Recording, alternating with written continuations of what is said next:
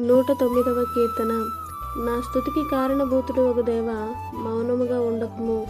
నన్ను చెరపవలనని భక్తిహీనులు కపటము గల తమ నోరు తెరిచి ఉన్నారు. వారు నా మీద అబద్ధములు చెప్పుకొనుచున్నారు. నన్ను చుట్టుకొని నా మీద ద్వేషపు మాటలు చూపుచున్నారు. నిర్నిమిత్తముగా నాతో పోరాడుచున్నారు. నేను చూపిన ప్రేమకు ప్రతిగా వారు నా మీద పగబట్టి ఉన్నారు. అయితే నేను మానక ప్రార్థన చేయుచున్నాను. నేను చేసిన మేలునకు ప్రతిగా కీడు చేయుచున్నారు. నేను చూపిన ప్రేమకు ప్రతిగా నా మీద ద్వేషముంచుచున్నారు. వాని మీద భక్తిహీనుని అధికారం నుంచుము. అపవాది వాని కుడిపక్కన నిలుచునుగాక. వాడు విమర్శలోనికి తేబడినప్పుడు దోషి అని తీర్పు నొందునుగాక. వాని ప్రార్థన పాపమవునుగాక. వాని జీవిత దినములు కొద్దివగునుగాక. వాని ఉద్యోగమును వేరొకడు తీసుకొనుగాక. వాని బిడ్డలు తండ్రి లేని వారవుదురుగాక. వారి భార్య విధవరాలగునుగాక. వాని బిడ్డలు దేశ దిమ్మరులై భిక్షమెత్తుదురుగాక. పాడుబడిన తమ ఇండ్లకు దూరముగా జీవనం వెదుకుదురుగాక. వాని ఆస్తి అంతయు అప్పుల వారు ఆక్రమించుకొందురుగాక. వాని కష్టార్జితమును పరులు దోచుకొందురుగాక.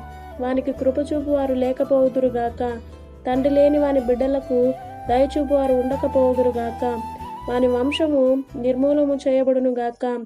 వచ్చు తరమునందు వాని పేరు మాసిపోవునుగాక. వాని పితరుల దోషము యెహోవా జ్ఞాపకములో ఉంచుకొనుగాక. వాని తల్లి పాపము తుడుపు పెట్టబడక ఉండునుగాక. ఆయన వారి జ్ఞాపకమును భూమి మీద నుండి కొట్టివేయునట్లు ఆ పాపములు నిత్యము యెహోవా సన్నిధిని కనబడుచుండునుగాక.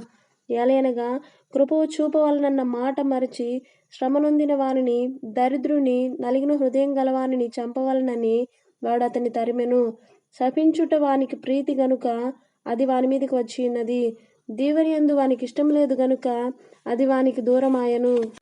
తాను పైబట్ట వేసుకున్నట్లు వాడు శాపము ధరించెను. అది నీళ్ల వలె వాని కడుపులో చొచ్చియున్నది. తైలము వలె వాని ఎముకలలో చేరియున్నది. తాను కప్పుకొని వర్షం వలెను, తను నిత్యము కట్టుకుని నడికట్టు వలెను అది వానిని వదలకుండునుగాక. నా విరోధులకు, నా ప్రాణమునకు విరోధముగా మాట్లాడు వారికి ఇదే నా వలన కలుగు ప్రతీకారము. ఆమేన్.